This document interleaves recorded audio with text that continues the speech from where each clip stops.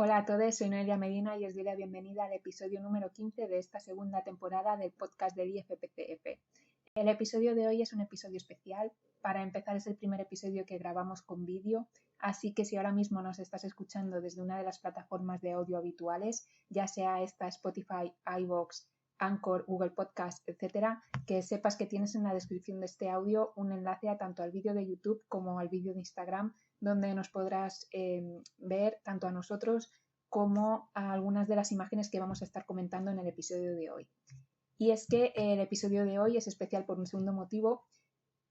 Y es que, bueno, si nos seguís por redes ya habréis visto que tanto el Departamento de Antropología y Arqueología Física y Forense como el Departamento de Criminología y Psicología del Centro nos hemos unido en un tercer departamento, que sería el Departamento de Arte, y hemos estado trabajando en la creación del retrato robot actualizado con el correspondiente envejecimiento del fugitivo del caso Alcácer a Antonio Anglés. Y esto es de lo que vamos a estar hablando hoy. Os vamos a contar el proceso de la creación de este retrato, desde el momento en el que nos llega la petición hasta el momento en el que el retrato empieza a ser público en lo que sería televisión, redes, etc.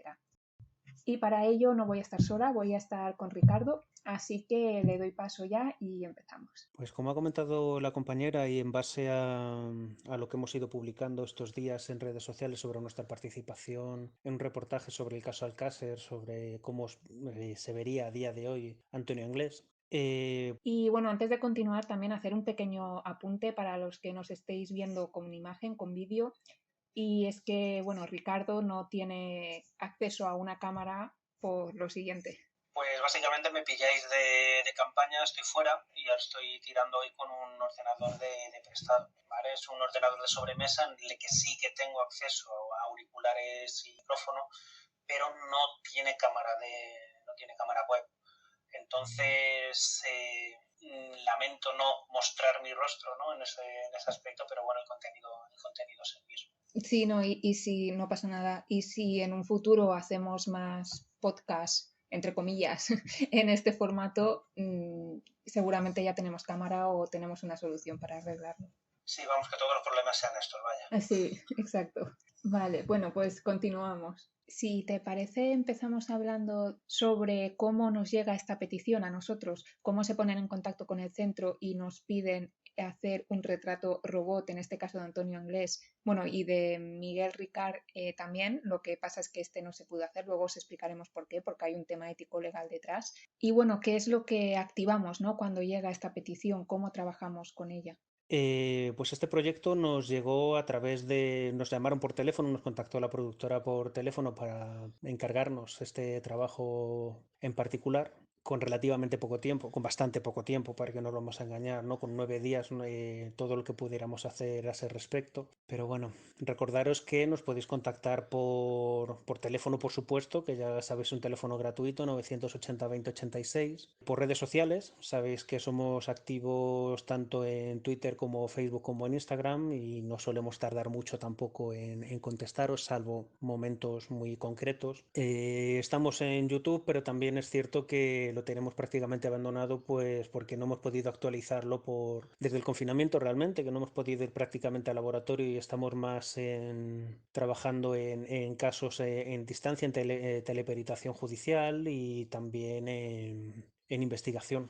Realmente, ¿no? Como no podemos desplazarnos en este año al norte de África, que era donde íbamos a seguir trabajando en Egipto en una serie de yacimientos, pues trabajamos a partir de los materiales que nos van mandando y con eso vamos trabajando, pero la realización de vídeos en laboratorio, pues de momento está un poco en stand-by hasta que podamos regresar, ¿vale? Tenemos correo electrónico, tenéis el general de contacto, tenéis el de formación, todos @institutoforense.es, contacto formación y luego tenéis mi correo y el de la compañera, que es nombre.apellido @institutoforense.es. También el correo de prácticas, ¿no? Para cualquier cosa que necesitéis, el formulario a través de la página web. Realmente todo lo será por formas de contactarnos, ¿no? Y además que siempre estamos dispuestos, pues, a resolver dudas o a colaborar en los proyectos que sea necesario, ¿no? De hecho, este año ya hemos abierto fronteras por fin con respecto a África. Es la primera vez que vamos a trabajar allí. Ya llevamos trabajando unos años entre Europa, Norte y Sudamérica. Ahora comenzamos en África y estamos esperando a ver si nos llega algo por Asia, ¿no? O por Oceanía, ¿no? Que también estaría estaríamos encantados de participar. Pero bueno,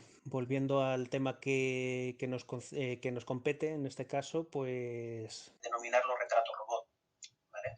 Retrato robot implica que hay una carga penal contra esa persona, no puedes hacer un retrato robot de cualquiera. Implica que al ser un fugitivo y al seguir en búsqueda de captura se puede ejercer un retrato robot, y con retrato robot lo que buscamos es mostrar cómo sería el aspecto de esta persona después de haberse dado la fuga. Un retrato robot consiste en una representación gráfica de una persona que ha cometido un delito con el objetivo de ayudar a su identificación. Es una de las principales acepciones dentro del retrato robot, pero hay más cosas que tenemos que tener en cuenta. Puede servir ya no solo para cómo sería una persona a día de hoy, que es el caso fundamental en el que estamos trabajando hoy, sino que también puede ser un retrato robot para mostrar las características de un delincuente que está en activo y del que no se conoce la identidad todavía. Una persona que ha cometido un robo, que ha cometido un asesinato y alguien lo ha visto, a partir de las declaraciones que puedan tener testigos, generar unos datos suficientes con contacto siempre con un artista, que eso es muy importante, y eso es algo que también digo en clase, es una absoluta necesidad de tener dentro de cuerpos y fuerzas de seguridad del Estado, si no alguien versados en artes, pero sí alguien que pueda tener una forma y que puedan contactar con alguien. Entonces, a partir de la información que se pueda obtener a partir de las declaraciones o incluso de cámaras de seguridad que no hayan terminado de enfocar bien, dar una base, ¿no? Y también incluso, aunque no haya habido testigos o que los testigos no hayan podido dar una información lo suficientemente fehaciente para poder describir a la persona, lo que es importante también es tener en cuenta que puede servir un retrato robot para alertar a un núcleo poblacional sobre una persona que está cometiendo un delito en la zona, a partir de unas características, aunque sean muy generales, ¿no? Podemos hablar de un varón de aproximadamente unos 70 o 80, moreno, que vestía no sé qué, ¿vale? Eso nos puede servir también como tal, pero todo implica que sea una persona que ha cometido un delito y el delito sigue vigente, ¿vale? Que es el problema en el que nos encontramos también con el encargo cuando se nos solicitó la posibilidad de poder hacerlo a partir de las imágenes de Miguel Ricard. Y Miguel Ricard, como ya sabéis, ¿no? Fue capturado y fue liberado en 2013, de tal manera que ya ha cumplido condena, entonces no podemos realizar ningún retrato robot, porque al haber cumplido condena implica que ha recuperado sus derechos. De hecho, incluso en el mismo momento en el que entró en prisión, no se le podía ya tampoco hacer este tipo de actividades por el hecho de que ya está cumpliendo esa condena. De hecho, hay que sumar también que a partir de aquí cualquier cosa, cualquier tipo de responsabilidad respecto a los medios de comunicación o lo que fuera, o cuerpos y fuerzas de seguridad del Estado, si es que se necesitara, pasarían a cargo de funcionarios de prisiones. Entonces ahí tampoco podríamos hacer nada sin el permiso de funcionariado de prisiones. Todo lo que tenga que ver con respecto a qué hace en la prisión o a qué se está dedicando o hacia dónde dirige su carrera después de haber entrado dentro de ese departamento, pues también implicaría que nosotros tampoco podemos utilizar esas imágenes ni esos relatos, porque dependen del sistema penitenciario, de instituciones penitenciarias, vaya. También hay que tener en cuenta que, por ejemplo, ahora entraremos un poquito más en detalles, ¿no? Pero hay una serie de factores que van a permitir también valorar mejor cómo ha podido envejecer una persona, y es que tenemos unos factores que nos van a ser propios y otros factores que van a ser adquiridos por nosotros mismos, no por las cosas que estemos haciendo. Entonces, con esto lo que nos encontramos es que, por ejemplo, los factores endógenos, aquellos van a estar fuertemente vinculados a nuestra carga familiar, a nuestra carga congénita y realmente a lo que nos transmite los caracteres heredables. Que ahora que comentabas lo de Miguel Ricard también, esto es porque aparte de un tema legal, también hay un tema ético detrás, y hacer una aproximación o dar su imagen actual, lo que estaría haciendo es poner en peligro su correcta reinserción social. Es una persona que, como has dicho, ya ha cumplido condena y no sabemos, bueno, el día 15 el día 15 de enero se lo ubicó en Madrid, ¿no? Pero cuando una persona hace años que ya ha cumplido condena, no sabemos si esta persona ha rehecho su vida, si tiene un trabajo, si vive en un entorno en el que desconocen de su pasado, que al final esta persona tiene derecho a ello, ¿no? Tiene derecho, como decía, a tener una correcta reinserción social y que no se le esté juzgando una y otra vez por algo por lo cual ya ha cumplido y técnicamente ya se ha rehabilitado. Y al final puede acabar en un delito de violación de la intimidad, ¿no? Es que es eso, ¿no? Y muchas veces tanto la ética como la legislación van de la mano. Sí.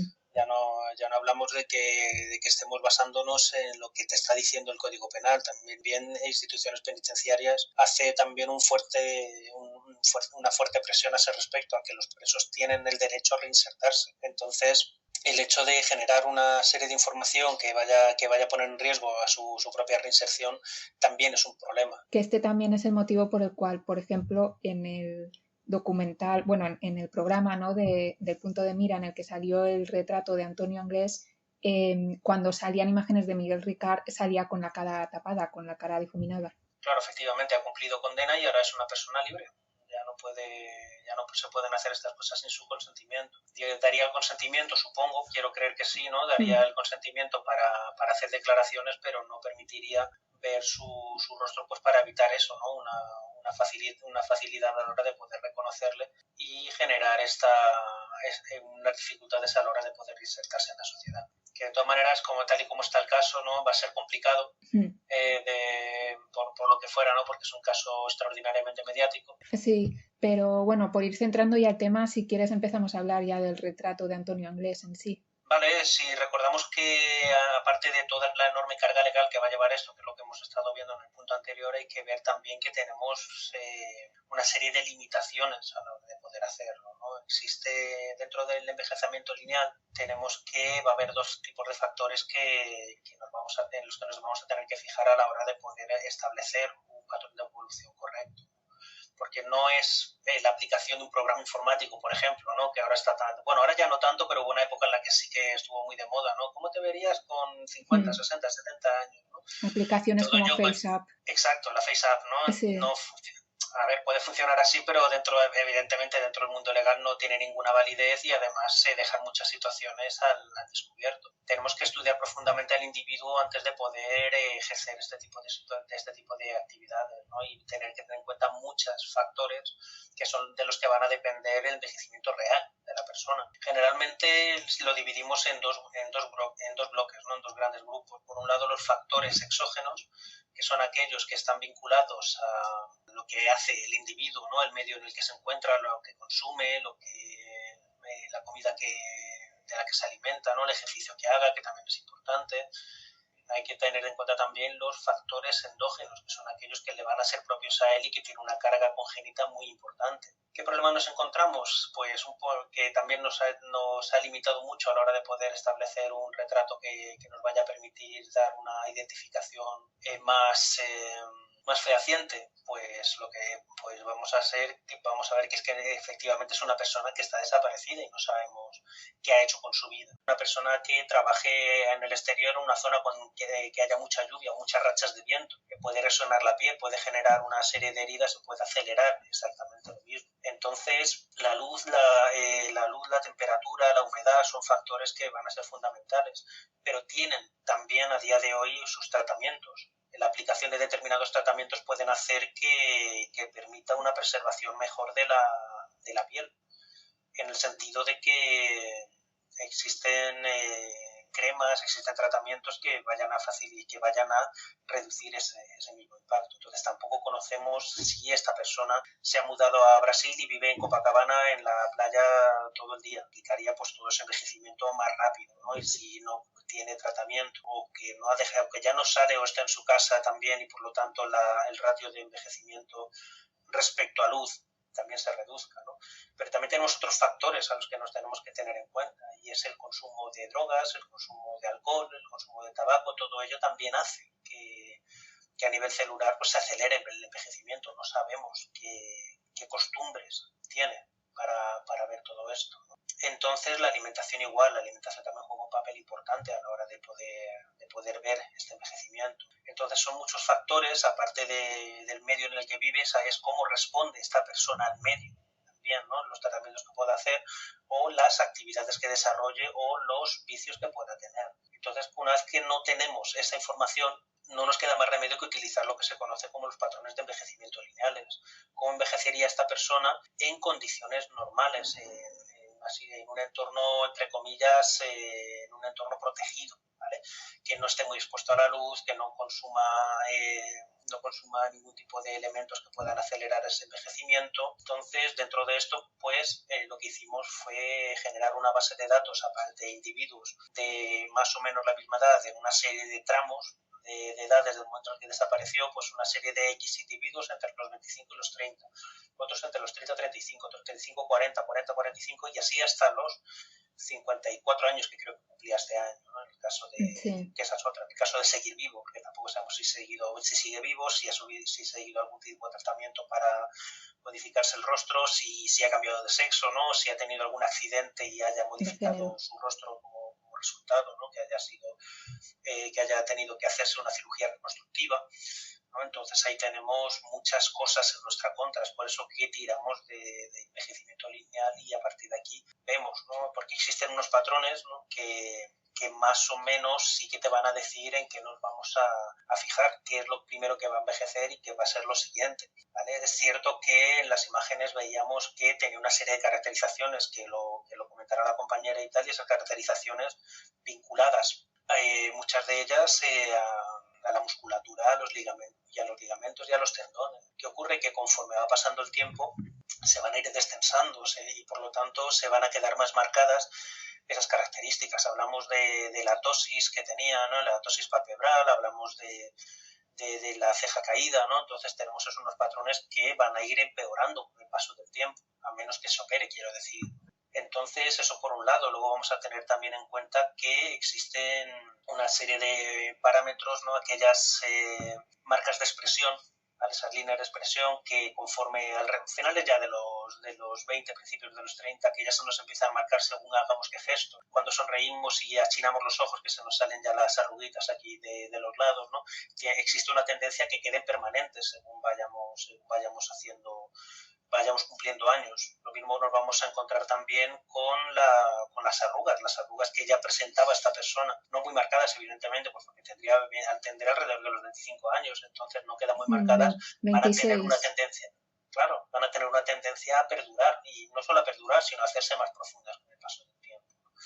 Entonces nos fijamos que dentro de un carácter normalizado, aquellas marcas de expresión van a tender a fijarse, ¿vale? Es decir, las patas de gallo van a tener una tendencia que a los 40, alrededor de los 40 ya se nos van a empezar a marcar. Es un poco deprimente esta parte, ¿no? Lo entiendo, y sobre todo una persona que está ya a la puerta de los 40 años, pero bueno, lo que nos encontramos es eso, ¿no? Luego además hay que sumarle las bolsas en los ojos que tiene tendencia a aparecer también alrededor de los 40-45, que tienden más a aplicarse, siempre con las cargas que estábamos hablando, ¿no? De los factores endógenos y exógenos, pero con carácter más o menos normalizado. Las bolsas en los ojos tienen una tendencia bastante estable a aparecer a esas alturas, ¿no?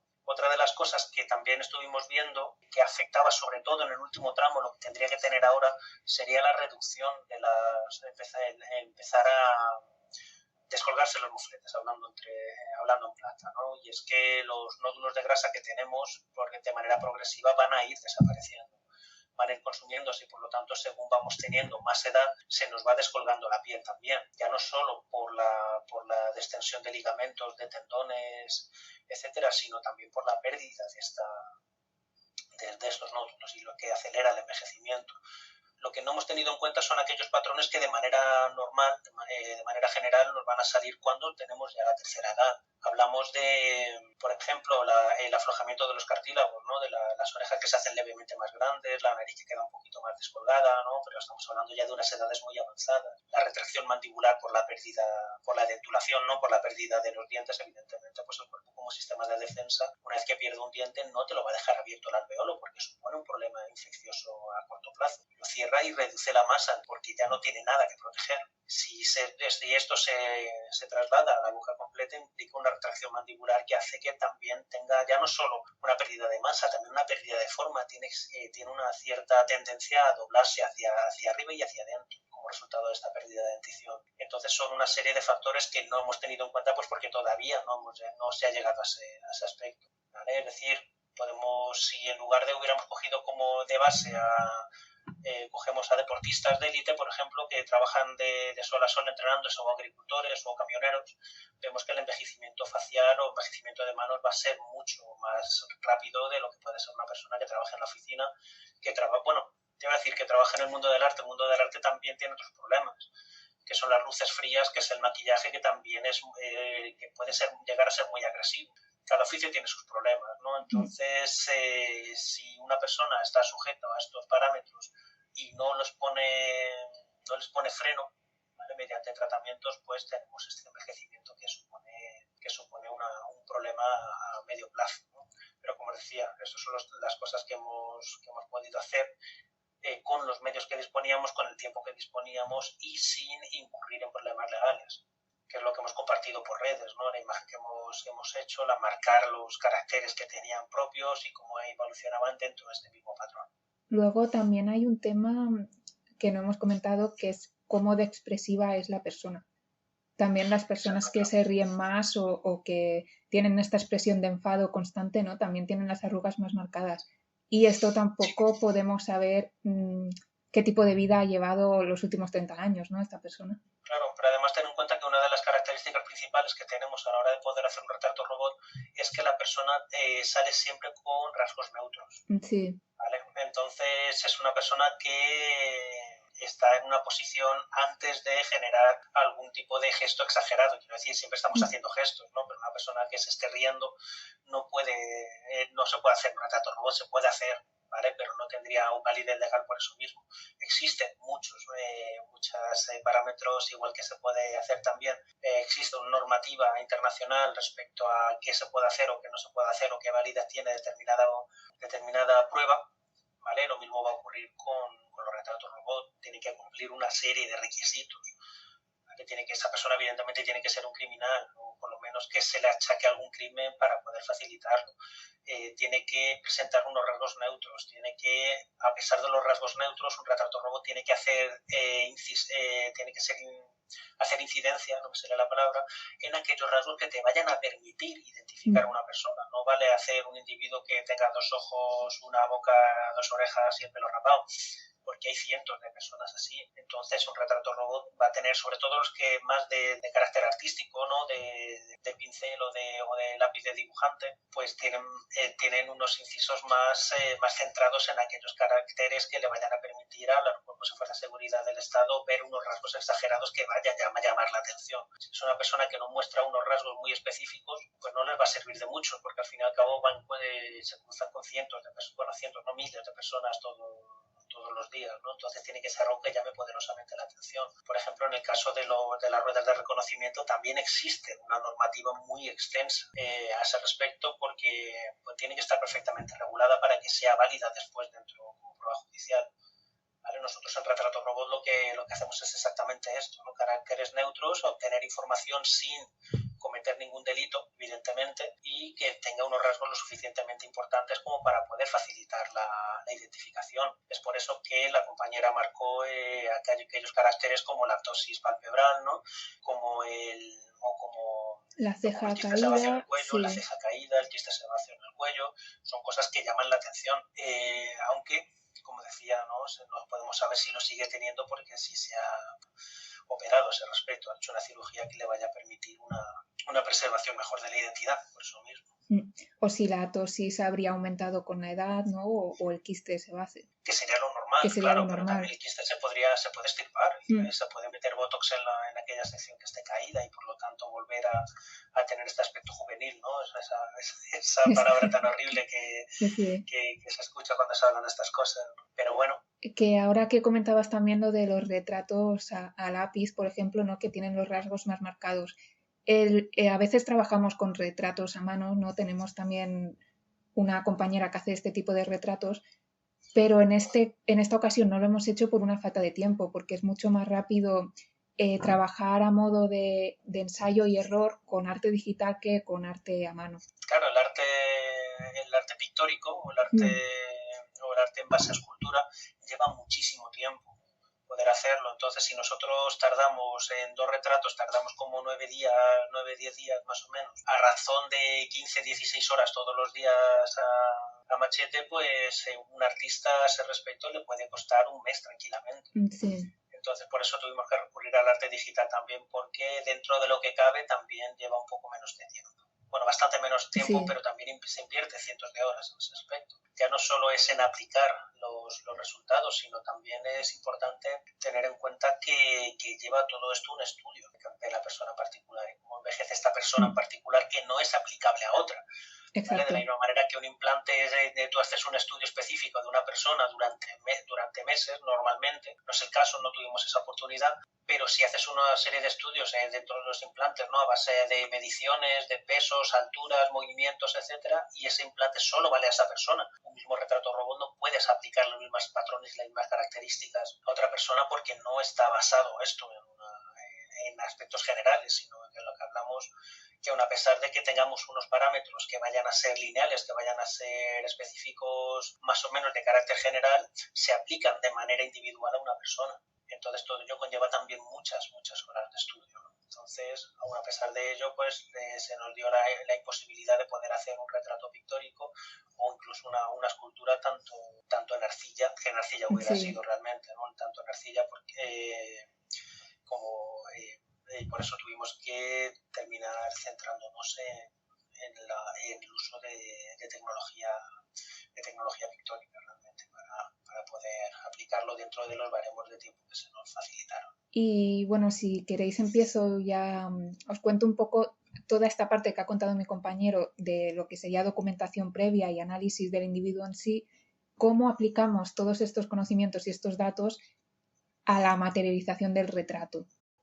Lo primero que hacemos es la elección y la preparación de la imagen. En este caso, la imagen que elegimos fue la imagen oficial que estuvo moviendo la Interpol, la de finales de enero de 1993. Y una vez tenemos seleccionada esta imagen, porque es la que nos permite mejor trabajar con ella, lo que hacemos es prepararla para ello. En este caso, se extrae de su contexto, se extrae de la ficha policial, en este caso del aviso de que es necesaria la localización del individuo, y uno de los primeros pasos que hacemos es aplicar la máscara de Marquardt. Esta máscara es una máscara, valga la redundancia, que lo que hace es medir la asimetría del rostro mediante lo que es la proporción áurea, que es esta proporción que entendemos como perfecta, ¿no? Con esta máscara lo que vamos a ver es si, por ejemplo, como es el caso, tiene una ceja más baja que la otra. En este caso vemos como la ceja derecha en lo que sería su parte interna, la que toca a la nariz, es mucho más baja que en lo que sería el ojo izquierdo. Y también vemos, por ejemplo, que tiene una ptosis palpebral en el ojo izquierdo, que esto es la caída del párpado. Luego también podemos ver cómo tiene lo que sería una mandíbula muy cuadrada en relación a la frente. En definitiva, pequeños detalles que podemos apreciar y tratar de forma científica una vez hemos manipulado esta máscara, porque esta máscara se adapta al rostro concreto del individuo, en este caso Antonio Anglés, haciéndola coincidir con los ojos, con la boca, ¿no? Es en ese momento en el que vemos que efectivamente lo que a simple vista nos podía llamar la atención de forma científica, de forma con datos, así de forma oficial diríamos, pues tiene sentido, ¿no? Y tiene relevancia para el caso. Una vez identificadas estas peculiaridades, lo que haríamos es pasar al envejecimiento, ¿no? Pero en cuanto a las peculiaridades, lo que vemos es, empezando de frente hacia abajo, vemos que, por ejemplo, tiene bastante población capilar. O sea, no es un individuo que a la larga, con el tiempo, parezca que vaya a sufrir de calvicie. No tenemos acceso oficial a datos genéticos de esta persona, no tenemos fotografías de sus familiares que podamos utilizar, ¿no? No tenemos una serie de datos que nos van a confirmar la probabilidad de que sufra o no calvicie, ¿no? Pero en este caso hemos jugado con que no va a sufrirla, pero sí que luego, como habréis podido ver en las imágenes, le hemos aplicado cierta retracción en lo que sería la entrada capilar, porque esto sí que es algo habitual que vamos a encontrar en varones de 50 a 55 años. Pero igual que comentaba antes mi compañero, no sabemos realmente qué estrés ha sufrido esta persona, si ha consumido drogas, etcétera, que son factores que pueden alterar la salud capilar. Si seguimos bajando nos encontramos con las cejas. Las cejas, lo que acabo de comentar, la ceja derecha la tiene más baja en la parte interna que la ceja izquierda. Son cejas también pobladas. La mirada es una mirada algo cansada. Esto lo produce también, por ejemplo, el hecho de que tenga la ptosis que también acabo de comentar en el ojo izquierdo. Este es un detalle que tenemos que tener en cuenta también para el retrato envejecido, puesto que esta ptosis, a no ser que se haya operado, ¿no?, directamente, la va a seguir teniendo o en el mismo grado o en un grado más aumentado.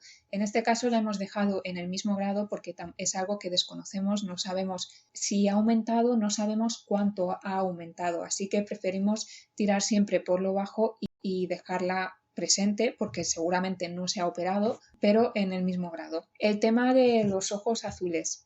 El color de ojos siempre hay que indicarlo. Luego también al final del programa contestaremos algunas preguntas vuestras y una de ellas era el color de los ojos, ¿no? De dónde sale este color azul. Luego nos centraremos en ello. De momento vamos a seguir bajando y nos encontramos con que tiene un nebus, una peca, un lunar, como queráis llamarlo, en lo que sería el lado derecho de la cara, ¿no? Un poco a la altura de la nariz, por encima, en línea paralela a lo que sería el iris del ojo, ¿no? También. Estos detalles son importantes porque seguramente, a no ser, volvemos a lo de siempre, a no ser que haya pasado por una pequeña intervención o haya sufrido una herida, haya sufrido un accidente, etcétera, este nebus va a seguir estando ahí hoy en día. Y seguimos bajando, nos encontramos con una mandíbula, como he dicho antes, bastante cuadrada, un mentón también fuerte. Son detalles que vamos a seguir manteniendo en el envejecimiento, porque la estructura ósea con mucha probabilidad no va a cambiar.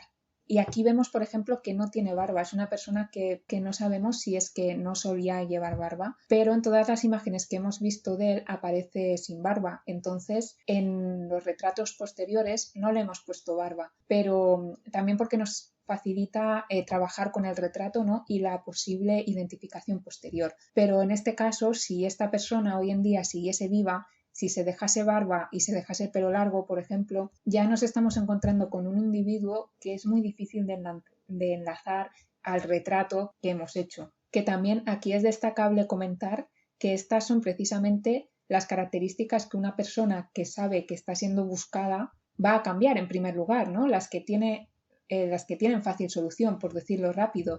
Es muy probable que se deje el pelo largo, que se deje barba, que se tiña el pelo, que use lentillas. O sea, va a intentar modificar su imagen, al final por pura lógica, es lo que haríamos todos. Si sabes que te van a identificar, vas a intentar que no te identifiquen, vas a usar quizá ropa más ancha de lo normal para que tampoco se te pueda identificar por tu silueta corporal. Vas a usar accesorios de cabeza, accesorios como gafas. O sea, vas a intentar neutralizar y ocultar tu imagen visual lo máximo posible. Vas a cambiar quizá de estilo de ropa, etcétera. Seguimos bajando y nos encontramos con un quiste sebáceo.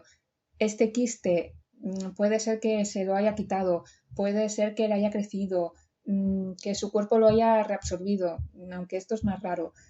Nosotros hemos optado por dejárselo tal cual, porque puede ser que le haya crecido un poco, puede ser que le haya crecido mucho, que se lo haya quitado y bueno, un largo etcétera, ¿no? Se lo hemos dejado porque probablemente si sigue vivo, si no igual, algo tiene en esa zona. Si no es el quiste, es la cicatriz del quiste, por ejemplo.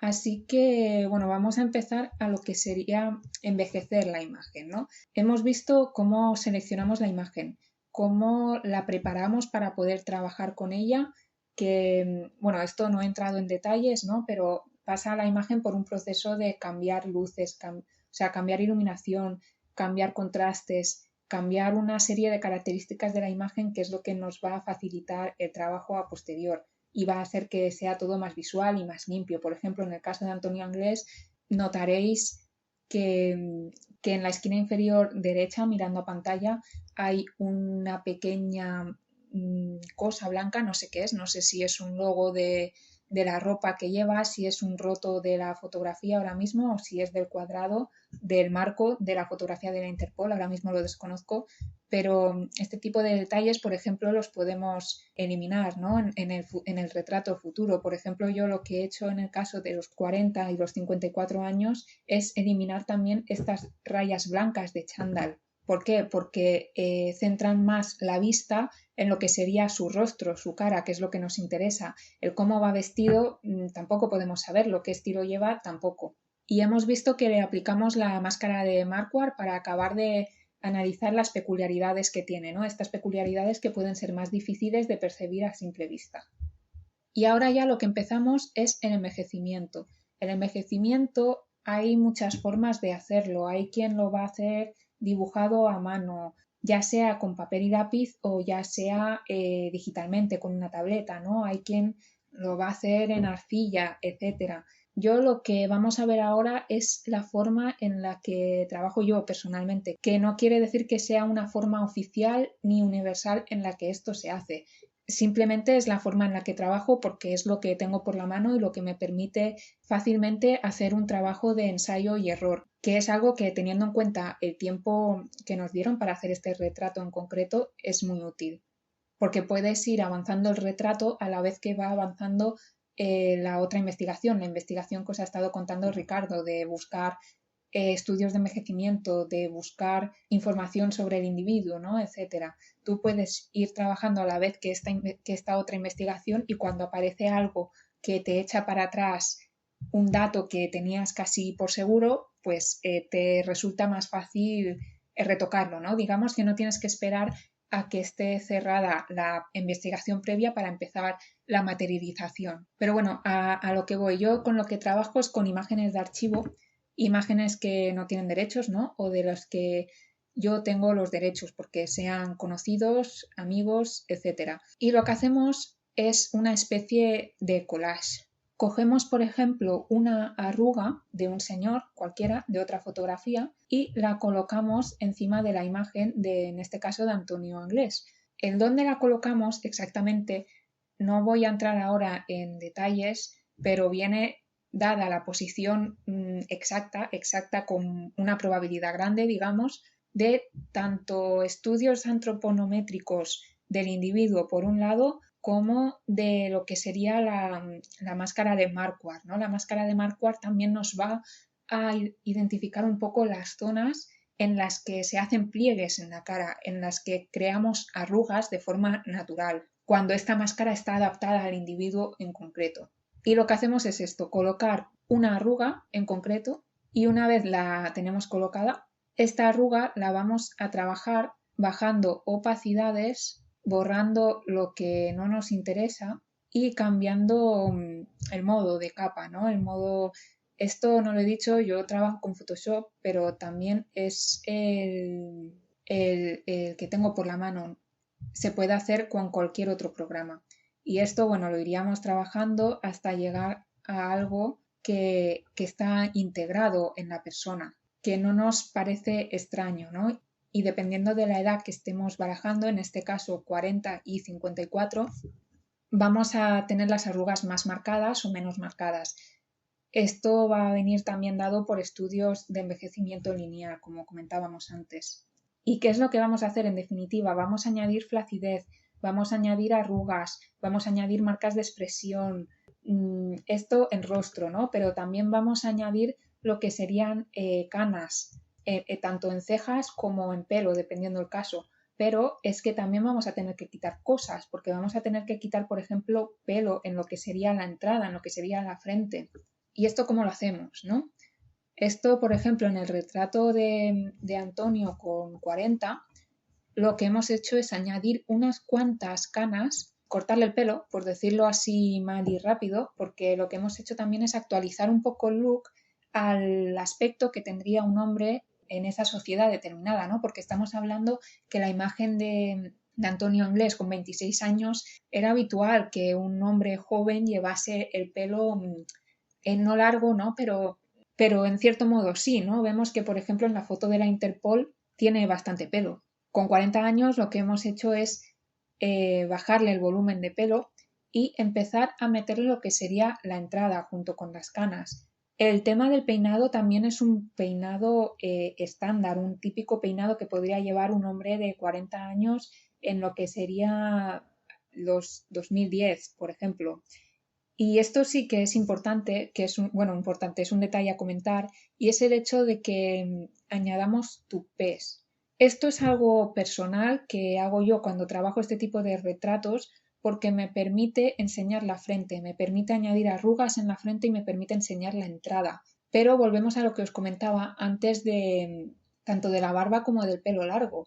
Si esta persona, supuesta persona ficticia que hemos creado en base a la imagen de Antonio Inglés, llevase flequillo, llevase el pelo hacia abajo, esto nos está tapando dos cosas, nos está tapando la entrada y nos está tapando las arrugas de la frente y es posible que incluso nos tape parte de la ceja, que sería algo que a una persona que, como he comentado antes, está en búsqueda y captura, le interesaría, ¿no? Le interesaría que no se le reconociese, por ejemplo, por las entradas. Y en el caso de los 54 años, de lo que sería el retrato final, porque el retrato de los 40 es un retrato que hacemos un poco a modo de comprobante del envejecimiento, de este envejecimiento lineal, ¿no? Es lo que nos va a permitir ver que vamos por buen camino, que no hay un salto enorme entre las entradas de Antonio con 26 años y las entradas de Antonio con 54. Tenemos este estadio intermedio que luego también nos va a permitir hacer una animación que ahora a continuación os comentaré. Pero sobre el retrato de los 56 años, ¿qué es lo que hemos hecho al final en definitiva? Añadirle canas, aún más canas, como comentaba antes, a modo de tupé, que sí que no tiene por qué que esta es una pregunta que habéis hecho, que no tiene por qué llevar ese corte, ¿no? Que además es un corte que precisamente a varias personas que lo han visto les ha recordado a Pedro Sánchez. A ver, es que nos movemos con cortes de pelo un poco estándar. Es el corte de pelo que lleva Pedro Sánchez casi, no de todo, pero también lo llevan miles de hombres de esa edad, ¿no? Estamos hablando de que nos movemos en hombres de 50, 55 años. Intentamos que sea un corte de pelo que no destaque tampoco y que nos permita lo que acabo de comentar, enseñar las entradas y enseñar las arrugas. Al final el corte es un complemento, no es un detalle relevante en la investigación, porque es que lo que os decía, podría tener el pelo largo y teñido de rojo, etc. Luego, si seguimos bajando, la entrada capilar, obviamente, y las arrugas de expresión de la frente mucho más marcadas. Luego nos encontramos también con la arruga del entrecejo. Esto va a depender de cómo de expresiva es la persona. Si es una persona que se enfada mucho, que se ríe mucho, las arrugas de ser una persona que se ríe mucho son diferentes a ser las arrugas de una persona que se pasa el día con el entrecejo fruncido, ¿no? Podríamos decir. Y esto es algo que tampoco podemos saber en este caso. Yo me atrevería a decir que de estar vivo, muy buena vida no ha tenido en cuanto a estrés, porque estamos hablando de que sabe, que es consciente de que lo están buscando en todo el mundo, ya no solo en España. Pero bueno, quizá me equivoco y quizá ha pasado una vida relajada o la sigue pasando en algún paraíso perdido y no tiene ninguna preocupación y es el hombre más feliz del mundo, ¿sabes? Esto no podemos saberlo con certeza. Si seguimos bajando encontramos lo conocido popularmente como patas de gallo, que en los 40 ya se empiezan a marcar, a partir de los 50 ya empiezan a ser más profundas y si nos fuésemos más hacia el futuro, hacia edades como los 60, 70, 80, cada vez va a más. El peso de la gravedad también hace que vaya cayendo todo hacia abajo, ¿no? Y la mirada acaba siendo también más triste, entre comillas, más caída. Aquí hablamos lo que comentábamos antes también, de que tiene una ptosis en el párpado. Luego, algo que encontramos en el retrato de los 56 años y que no es tan visible en los 40 son el hecho de tener bolsas y el hecho de tener ojeras caídas.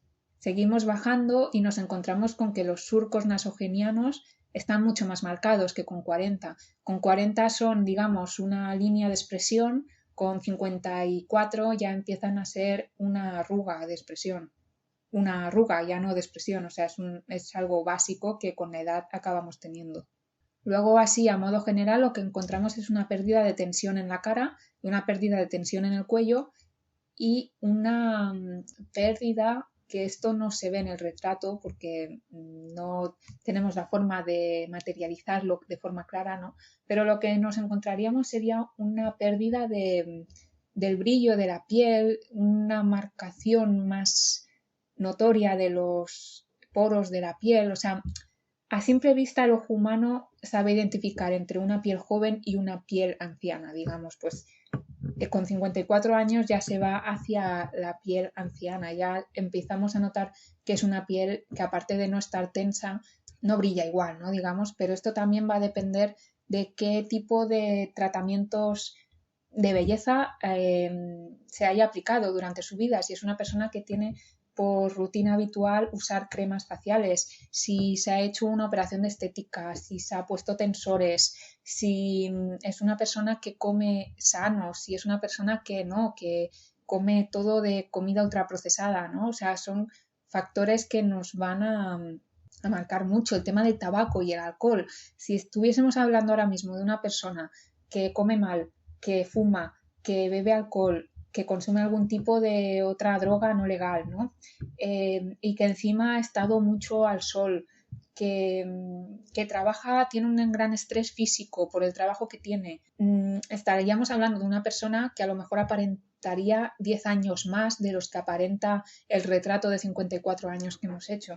Hemos decidido también, lo he comentado ya antes brevemente, tirar hacia lo bajo, tirar hacia un mínimo, que es realmente lo que podemos tener controlado, digamos, me invento el porcentaje, pero 70-80%. Y luego la hora de, ya dejando a un lado un poco la creación del retrato, es muy importante la forma en la que esto se divulga, en cómo se materializa este trabajo.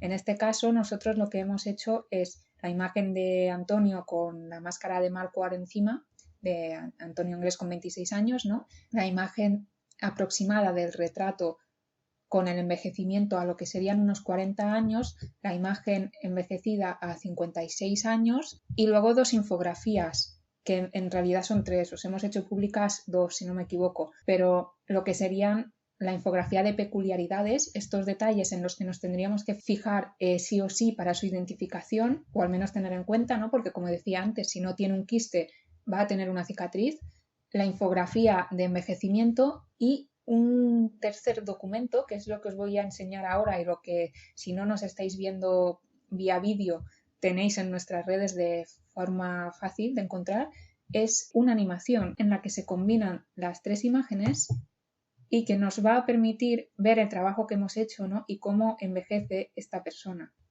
Y esta animación son las 3 imágenes que os comentaba antes, ¿no? Que esta también es una duda que nos habéis preguntado por redes, si realmente hay más retratos, si se hace un retrato por año. No, puedes hacer los retratos que quieras y que veas necesarios. En este momento, también por un tema de tiempos, lo que hemos hecho es 2 retratos. O sea, tenemos la foto inicial, el retrato de los 40 y el retrato de los 54 años. Que podríamos haber hecho un retrato de Antonio Inglés con 35 años. Pues sí, le aportaría otro tipo de dinamismo a la animación. ¿Pero es necesario? No. Estamos hablando de que ahora mismo tendría 54 años de estar vivo. Es realmente la imagen que necesitamos que quede visualmente. Y partiendo de la base de que ahora tendría 54, que es el final, y que el inicio, la foto de referencia, digamos, son 26 años, hemos buscado un punto intermedio en el que ya se empieza a notar envejecimiento. Y este punto intermedio lo hemos posicionado en los 40 años, en unos 40 años aproximados. Quien dice 40 dice 39, dice 41, porque al final los estudios de envejecimiento no van a ser exactos a la hora de darnos una edad, un dato. No te dicen con 51 años tienes esta arruga, te sale esta arruga, ¿no? O sea, siempre vamos a estar trabajando en intervalos. Una persona que se mueve entre los 50 y los 55 años pues va a tener estas arrugas en un porcentaje de X. Y estos porcentajes también son los que barajamos. Si un estudio nos dice que el 80% de personas de 55 años tienen la arruga del entrecejo marcada, pues se la vamos a marcar, porque seguramente está en ese 80% de personas. Pero en cambio, si hay un estudio que nos dice que solo el 10% tienen X arruga marcada a los 55 años, pues no le vamos a marcar esa arruga porque con mayor probabilidad está entre el 90% de personas que no tienen esta arruga. En la animación también se ve muy claro lo que hemos hecho con el pelo, ¿no? Cómo le disminuye el volumen del pelo. Si estuviésemos hablando de que, por ejemplo, en el 2010 se llevaba a tener este volumen de pelo, pues quizás se lo hubiésemos mantenido, pero como no es el caso, hemos optado por bajárselo. Y podéis ver también cómo he actualizado, digamos, actualizado entre comillas, la ropa quitándole las líneas blancas, porque al final cuando utilizamos colores neutros como pueden ser el blanco o el negro y le quitamos los detalles, la vista se nos va más a la cara, que es lo que interesa. Pero bueno, voy a dejar ya aquí lo que sería la materialización del retrato para que tampoco sea este un episodio extremadamente largo. Si tenéis alguna duda o pregunta concreta, ya sabéis que nos las podéis dejar por redes sociales, en comentarios. Simplemente nos las hacéis llegar y os contestamos, ya sea de forma privada o nos llevamos la duda a siguientes episodios. Para ir ya cerrando, vamos a empezar con las preguntas que tenemos acumuladas tanto de Facebook como Instagram y Twitter. Y bueno, una de ellas, mantengo en pantalla el retrato por lo mismo, una de ellas es por qué decimos que tiene los ojos azules, porque en fotografía esto no se ve, no se aprecia. Este color azul nos lo da la ficha de la Interpol. Bueno, la ficha, esta hoja de búsqueda que se hace pública en España en su momento, ¿no? Como que es un fugitivo y que hay que localizar a esta persona. En esta hoja se dan características de Antonio Anglés, se dice, por ejemplo, lo del quiste, que en imagen ya lo habíamos visto, ¿no? Esto sí se ve, se dice que tiene tatuajes, se dice la altura aproximada, se dice que tiene los ojos azules. En el retrato sí que es cierto que personalmente he aclarado un poco lo que sería el iris, pero no le hemos añadido un azul porque tampoco sabemos exactamente qué tonalidad de azul tenía ni hasta qué punto es exacto tiene los ojos azules que hizo público a la Interpol, ¿no? O sea, estamos hablando de que es una persona morena con ojos claros. Hasta ahí podemos estar seguros que esto es algo muy característico y que tenemos que tener en cuenta y no podemos dejar de lado porque realmente personas morenas con ojos azules no es lo habitual, ¿no? También estamos hablando de... Lo de los ojos sí es importante, pero que también hay que tener en cuenta que es muy fácil también cambiarlo de color. No Sí. la morfología es más complicada. Si tienes unos ojos achinados, por ejemplo, o unos ojos muy grandes, unos ojos saltones, modificar eso es más complicado. Requiere una operación estética y que lleva ya no solo la operación propiamente dicha, como el cuerpo acepte esa operación, sobre todo si hay algún implante de por medio, sino también cómo madura y el tiempo que lleva todo esto, la aceptación de esta modificación y que no la rechacen. Y luego el tema de los ojos también tiene mucho que ver el color que vemos como, o sea, con la forma en la que ha sido tomada la fotografía. Estamos hablando de que es material de hace años que no tiene mucha calidad, ¿no? Digamos, es muy fácil que el azul del ojo se pierda, que es lo que nos ha pasado en este retrato, que no tenemos el tono concreto que tendría, ¿no? O que tenía en su día. Sí, ¿no? Y muchas veces en 30 años ya os podéis imaginar todo lo que han cambiado la forma de poder hacer imágenes. Ya no tenemos las Polaroid, por desgracia, ahora son una reliquia muy bonitas, no lo niego, ¿no? Tiene su parte de romanticismo, pero también tiene sus problemas de calidad. Es verdad que te da una temporalidad inmediata, que era una de las partes importantes que tenía este tipo de cámaras, pero implica también una pérdida de calidad importante, ¿no? Y si no, recordad también las grabaciones del levantamiento de cadáver, ¿no? Que tiene una calidad ínfima, además se hace de noche, no hay sistemas de iluminación, ¿no? Se empaquetan los objetos casi de cualquier manera, no se guarda la distancia de seguridad, no hay una sección en la que vaya a permitir una limitación del acceso a la escena, ¿no? A la que solo tendrían que acudir los cuerpos de fuerza de seguridad del Estado que estén directamente vinculados al caso y fundamentalmente para controlar los accesos o para recibir la información, más luego los técnicos que están vinculados al levantamiento del cuerpo, ¿no? Dentro de la escena del crimen sí que tiene que estar perfectamente equipado, perfectamente referenciado diferenciados en el sentido de que lo que tienen que hacer cada uno de ellos y documentar absolutamente todo.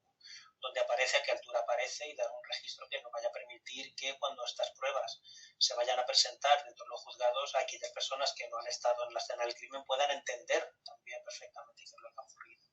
Y se hace también de fotografía a través de vídeo, levantamientos planimétricos, que va a especificar qué sale y dónde sale cada una de las cosas. Entonces, jugamos dos maneras, ¿no? En este caso, ya no solo la calidad de la imagen en sí, la que es capaz de hacer el propio aparato, sino de la calidad que le esté dando el técnico que está utilizando este aparataje. Sí, te iba a comentar que estas eran varias preguntas que nos habían dejado, ¿no? Referentes al caso. Por ejemplo, si se había hecho bien el levantamiento de los cadáveres, porque hemos visto cómo de noche mismo, como comentabas, y en el mismo lugar, ya eran introducidos en ataúdes, ¿no? Que técnicamente hay una autopsia previa a esto, que hoy en día, con los medios que manejamos, estos cuerpos irían a la bolsa, ¿no? Y al correspondiente laboratorio forense. Eso es, el cuerpo una vez documentado, localizado, puestas las imágenes respecto a sus referentes gráficos, ¿no? Una cartela que te vaya a indicar qué cuerpo es, cuándo se ha hecho, en qué lugar ha aparecido, quién ha hecho esa imagen, ¿no? Para poder generar una vinculación entre la persona que ha participado aquí, para que en el caso de ser llamado a declarar por esta sección concreta, pues es importante también tener esta información, un cuaderno de campo en el que vayas especificando quién hace qué cosa y qué resultados tiene. Por lo mismo, porque se te puede llamar y seguramente se te vaya a llamar a declarar al técnico para que explique qué es lo que ha hecho, cómo y por qué, y qué resultados esperaba tener y qué resultados ha tenido, que es más o menos lo que más nos suelen preguntar en los juzgados. Sí. Otros problemas que vamos a tener es que están de noche y se puede trabajar de noche, no es lo óptimo. Hay ocasiones en las que no nos queda más remedios en función de la dificultad del caso. Hemos trabajado casos más que judiciales, hemos trabajado casos vinculados a desapariciones forzosas en el que se nos hizo de noche y no podemos dejar el cuerpo al descubierto por muchos motivos, ¿no? Entonces ahí sí que trabajamos con focos, pero sigue teniendo una documentación gráfica, tanto imágenes como vídeo, como levantamiento planimétrico al respecto. Eso es un gran error. Solo se hace en el caso de que no se pueda garantizar la preservación de los lugares. Hay ocasiones en los que no es mi caso, no me toca trabajar aquí, pero hay muchas veces en los que los compañeros según zonas de conflicto tienen que venir acompañados militares y ellos son los que te dicen si pueden o no garantizarte la seguridad en la zona. Que no te pueden garantizar durante mucho tiempo la seguridad en la zona, es dentro de lo que cabe, pues eso sabes que puede. Hacemos todas las fotografías que se puedan, todas las grabaciones que se puedan, pero si es un entorno armado y viene una facción del ejército rival y el ejército no te puede garantizar el puesto, entonces no te queda más remedio y tienes que trabajar con lo que hay. Pero no era el caso. Quiero decir, podían haber acordonado la zona, que dejar ahí miembros de cuerpos y fuerzas de seguridad del Estado custodiando el sitio y cuando amanezca comenzar a trabajar. Eso sería lo fundamental. Eso, documentar mediante fotografías y levantamiento planimétrico dónde ha desaparecido cada uno de los objetos en relación a qué matriz de relaciones va a tener un objeto con respecto a estas secciones, ¿no? Hacer un levantamiento también de la exhumación de la fosa donde se encontraban, porque el hecho de la propia deposición ya te está dando mucha información respecto a qué es lo que ha podido ocurrir ahí. Ya no solo cómo han dejado ellos el cuerpo en esta zona, sino también qué es lo que ha podido ocurrir una vez que haya sido enterrado, ¿no? Que son estos patrones que están vinculados a los procesos post-mortem, ¿no? Los procesos postdeposicionales, que pueden pasar mil cosas. Puede ser un animal, si pasa mucho tiempo, puede ser una planta, puede ser una persona que esté cotilleando por ahí y que pueda abrirlo, puede modificar el sitio, ¿no? Hay ocasiones en las que nosotros hemos encontrado zonas de deposición de cuerpos en el que una raíz ha entrado dentro de un hueso y lo ha elevado. Zonas de inhumación en el que se ha convertido en una madriguera de conejos o que iban allí los jabalíes a ver qué pasaba en la escena. Un acordonado y un levantamiento de hechos a partir de imagen, porque tenemos que recordar que esta imagen va a ser utilizada en los juzgados. Tiene que estar hecha no solo lo mejor posible, sino lo legalmente posible, porque hay cosas que tampoco podremos hacer. Y por lo que os decía, no podemos resolver un caso de un crimen cometiendo otro, ¿vale? Entonces son cosas que tenemos que tener en consideración, documentar, clasificar, generar otra cosa importante, ¿no? Un sistema de preservación de los materiales, porque muchas veces cuando vaya a tratarse este caso, lo mismo han pasado 20 años. No suele Como ahora, por ejemplo. Y súmale ahora, por ejemplo, que se paralizaron los juzgados durante un tiempo, ¿vale? Entonces, si no está bien preservado, puede ser que llegue dañada la prueba, ¿vale? Una prueba que, por supuesto, una vez que levantada, se tiene que dar la cadena de custodia, un documento para poder garantizar que la localización de esta prueba que no haya sido dañada, que no haya sido cambiada por otra. ¿Vale? Es decir, si en el momento en que se pierda la pista a esta prueba dentro de una cadena de custodia, queda automáticamente invalidada, porque ha podido ser cambiada por otra, porque ha podido ser dañada por lo que fuera, pero queda invalidada exactamente. Entonces son muchas cosas que a mejorar, pero tenemos que tener en cuenta que son 30 años, ¿vale? Además es uno de los puntos importantes, este caso fue uno de los puntos de partida importantes a la hora del mundo de la criminología y la criminalística de este país. Y a partir de aquí esas carencias se han ido supliendo y se sigue formando a la gente en ese respecto. Fui durante 5 años profesor de identificación de cadáveres para la Policía Científica en el Ministerio del Interior y se trabaja bien y se trabaja duro a ese respecto, ¿no? Policía, Guardia Civil son conocedores, ¿no? de cómo se hacen estos levantamientos, trabajan muy bien a ese respecto, pero hay cosas que todavía quedan por mejorar, pero por un hecho claro, ¿no? Nosotros cuando damos formación, esa formación es intensiva durante una semana y en una semana no aprendes una profesión, ¿vale? Pero sí que sirve para dar a conocer que existimos, dónde estamos y cómo contactar con nosotros. Y lo necesarios que somos. Exacto, que muchas veces la gente ocurren cosas porque no conocen siquiera esta profesión propiamente dicha. Entonces, una de las partes importantes también es esa, ¿no? De saber que existimos y por lo menos que cuando nos llamen hayan tenido una serie de precauciones fundamentales para no complicar la investigación, no complicarnos el trabajo en particular y no complicar la investigación a la larga. Y lo mismo ocurre, ¿no? Como profesor de peritaje judicial también para Interior y Justicia, buena parte de mis alumnos son miembros de cuerpos y fuerzas de seguridad del Estado, por supuesto científicos, por supuesto sanitarios, ¿no? Pero también una buena parte van a ser policías y guardias civiles, ¿no? Buscando esto, ¿no? Mejorar estas actuaciones. Es verdad que han pasado 30 años, la tecnología ha ampliado una barbaridad, como os comentaba. Ahora se puede hacer tenemos drones, tenemos fotografía digital, que todo lo que antes se hacía una patrulla entera, ¿vale? Es decir, las grabaciones de audio, las grabaciones de imagen, más las fotografías, más luego los cuadernos de campo, etcétera, las grabadoras y tal, ahora lo tenemos en un bolsillo y con una calidad que ya quisieran, ¿no? Por aquel entonces. Ya no solo la tecnología, sino también la experiencia propia y ajena es lo que nos está dando facilidades a la hora de poder que en los próximos casos ya no se cometan estos errores, ¿verdad? Y bueno, luego ya hemos contestado prácticamente todas las preguntas que había, ya aunque sea de forma directa o indirecta, pero había una que no hemos tocado que es cuánto, o sea, monetariamente cuánto cuesta, cuánto vale, ¿no? ¿Cuál es el precio de un retrato? Y cómo se puede llegar a trabajar de retratista, que es difícil la palabra. A ver, por un lado, el precio va a depender de quién haga la petición, ¿no? Si hablamos de un particular, de un gabinete de abogados o etcétera. O muchas veces, por ejemplo, nosotros no cobramos. Dependiendo del caso, claro. Luego también tenemos que tener en cuenta que la mayor parte de los presupuestos van en base a tiempo, el tiempo que nos lleve llevar todo esto, ¿vale? Hay casos que son muy fáciles y hay casos que son más complejos, ¿no? Hay casos en los que se puede resolver en 2 tardes de trabajo y hay casos en los que te puede llevar meses. Entonces hay que valorar el aspecto.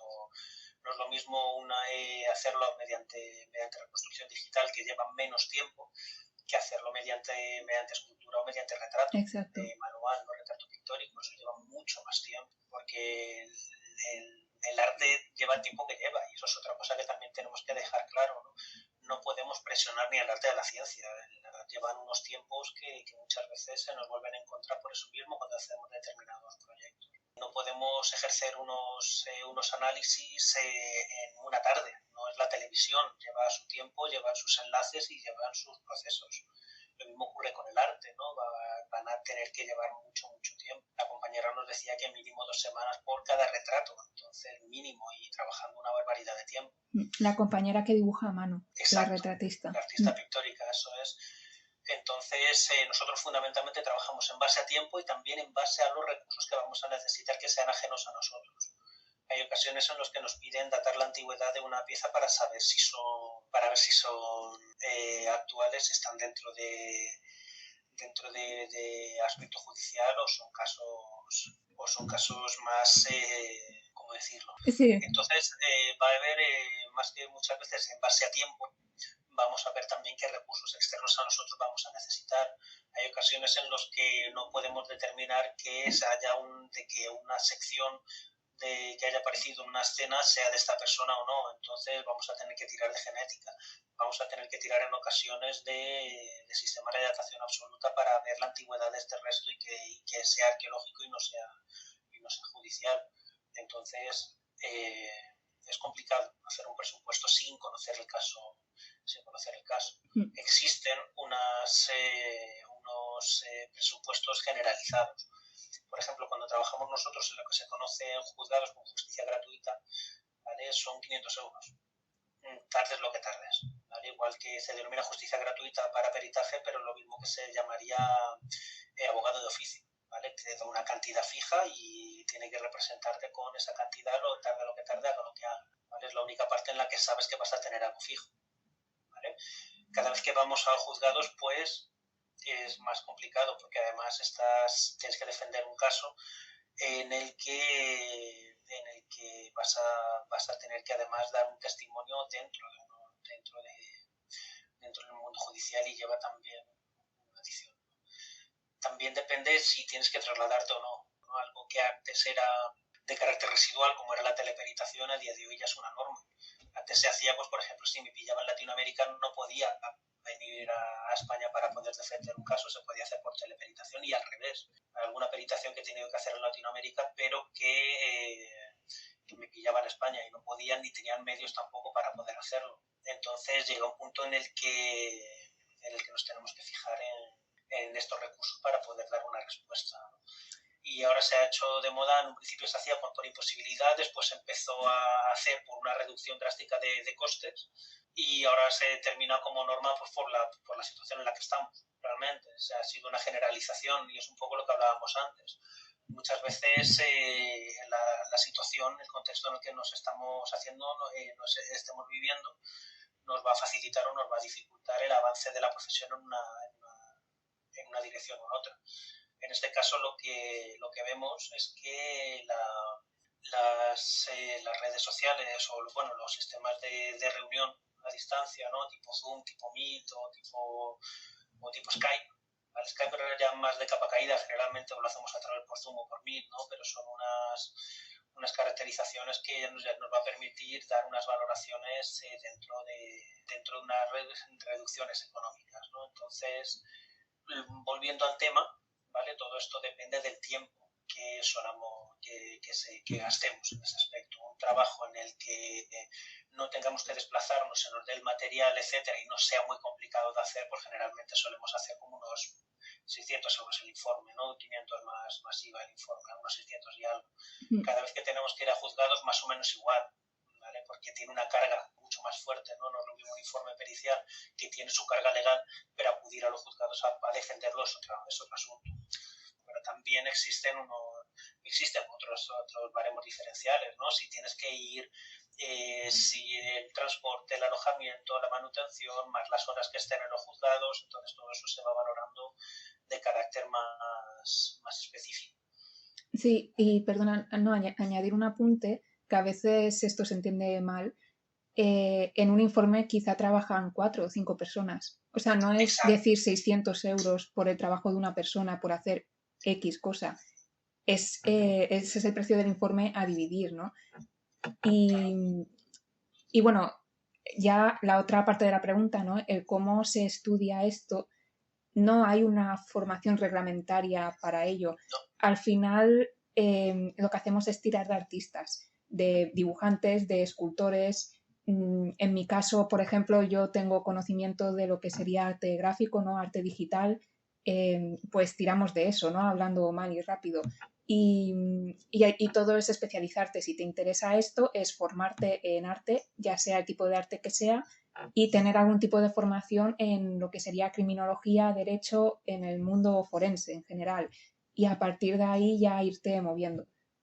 Y sobre todo en el ámbito internacional. Yo recuerdo cuando estudiaba en Reino Unido y ahora se está ganando mucha fuerza, mucho peso, ¿no? En la Universidad de Dundee existe un equipo de investigación, un centro de investigación que se llama el CAHID, CAHID, no recuerdo exactamente qué significa, el Centro de Anatomía, no me acuerdo exactamente, bueno, pero el CAHID, ¿no? Que está basado en la reconstrucción de individuos, tanto de carácter pictórico como de, no sé la palabra ahora, tanto de carácter pictórico como escultura. Escultura, no me sale exactamente el término, no me sale... Sí, a mí ahora tampoco, pero lo que sería trabajar ya sea arcilla, yeso, cemento, piedra, o sea, en 3D, ¿no? Plasmar en 3D. Que estudian todo lo que son también mediciones antropométricas de distancia entre hueso, músculo, piel, etcétera. Pero existen posgrados, existen másteres, pero es relativamente, bueno, para los que no son artistas es relativamente complicado. Exacto.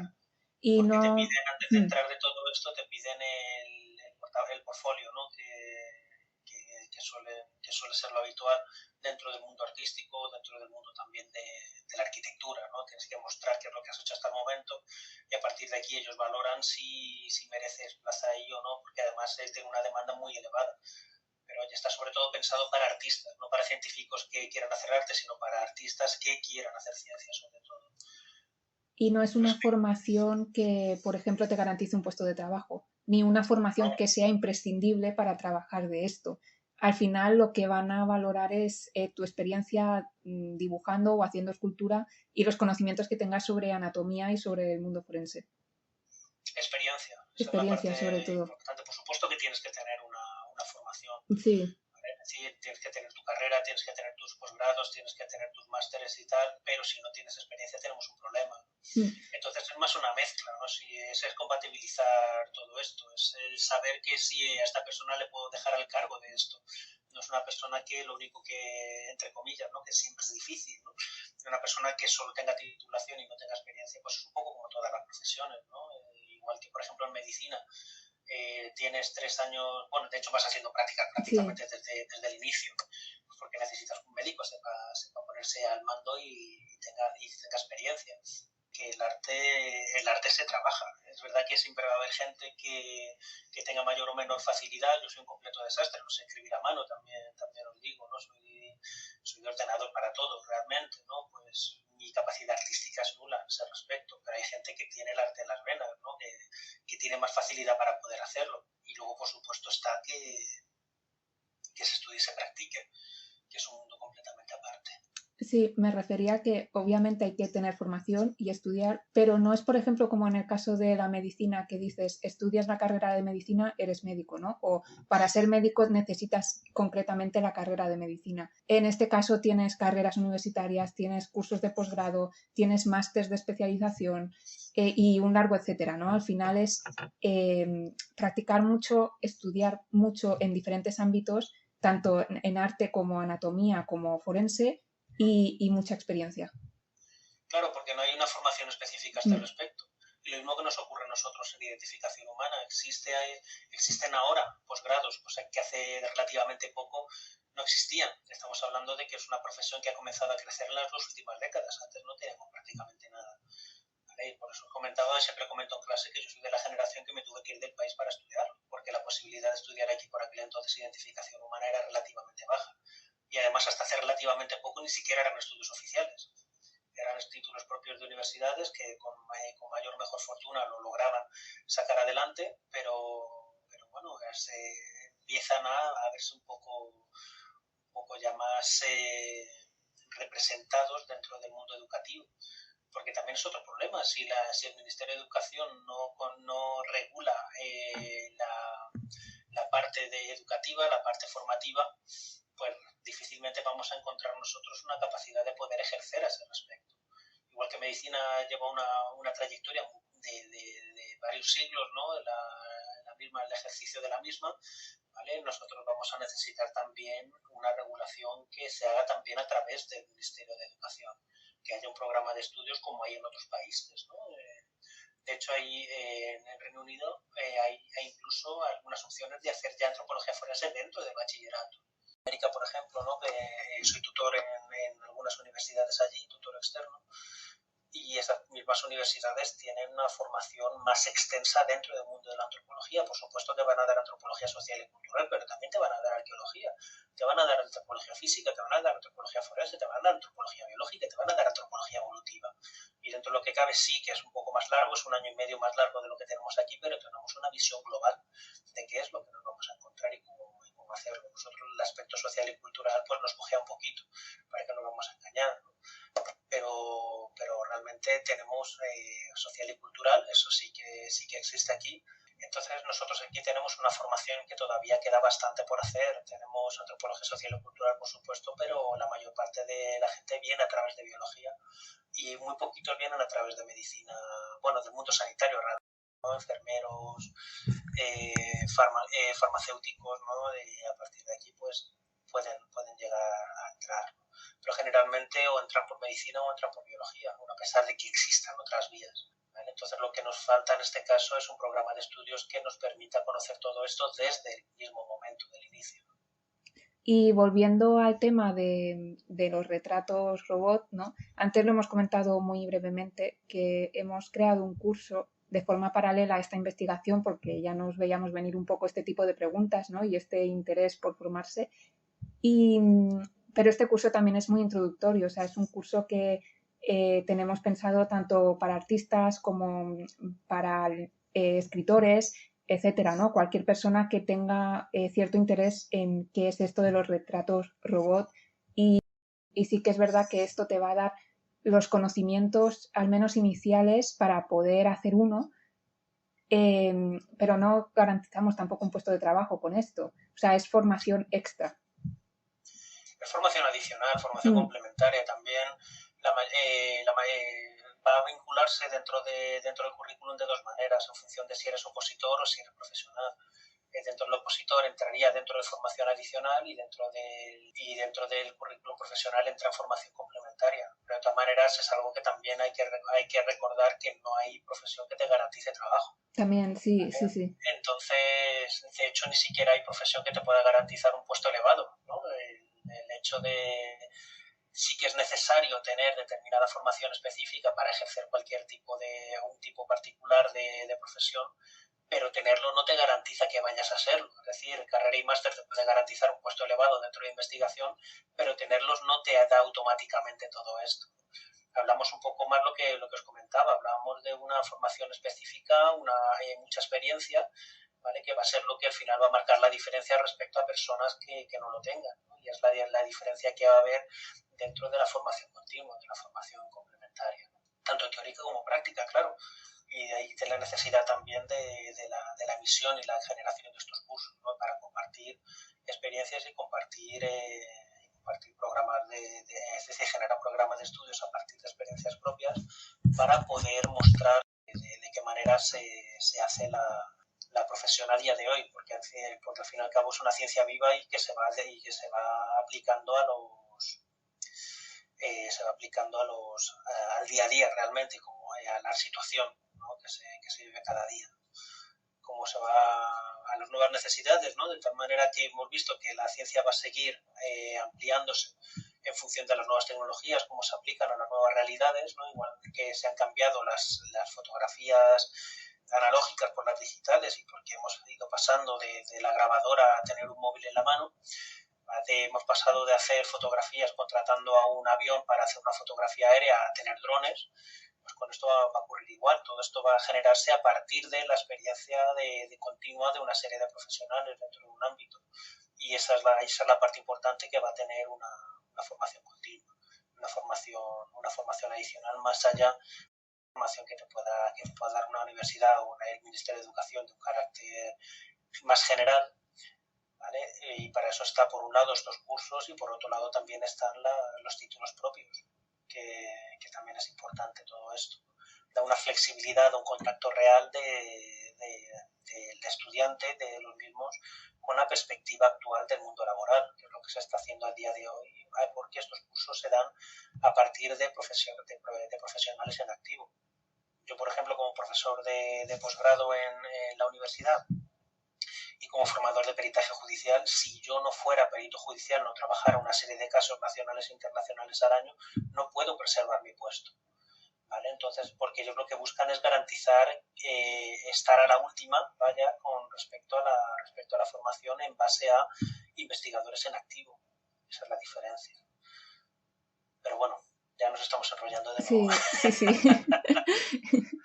Realmente ya, o sea, no hay más preguntas. Si quieres lo dejamos aquí y a la espera de que nos comenten más dudas o más temas por redes. O por redes o por correo o por teléfono. No tenemos problema a la hora de contestar. Lo que sí, recordaros que en 12 días me marcho a liderar una expedición formativa a Sácara, marcho a Egipto 2 semanas y ahí voy a tardar un poquito más en contestar porque la formación es de 8 de la mañana a 6 de la tarde, entonces salgo a las 7 de la mañana seguramente, 6 y algo del lugar de alojamiento y llego como a las 8 o las 9. Entonces seguramente conteste las cosas ya de noche, pero estamos hablando de que nos vamos al desierto a trabajar. Entonces ahí olvídate de teléfonos, olvídate de... Sí, y de todas formas yo me quedo. O sea, para cualquier duda general podéis usar el mail o las redes igual que va a haber alguien contestando. Lo único eso, dudas del departamento de antropología sí que pueden tardar un poco más. Sí, ya os digo, demoraré y os contestaré por la tarde-noche seguramente. Tan pronto salga del desierto y vuelva otra vez a la ciudad. Y con esto acabamos el episodio de hoy. Ya sabéis que si tenéis alguna duda, ya sea referente a hoy como a programas anteriores, nos las podéis hacer llegar mediante nuestras redes sociales. Nos encontraréis en Twitter e Instagram como @ifpcf y en Facebook como Instituto de Formación Profesional en Ciencias Forenses. También podéis usar los mails del profesorado, que los encontraréis en nuestra página web www.institutoforense.net. El mío, si lo necesitáis para cualquier cosa, es noelia.medina@institutoforense.es y os intentaremos contestar lo antes posible o nos llevaremos la pregunta o la duda a siguientes programas. Así que nada, que tengáis muy buena semana y nos vemos en el próximo episodio.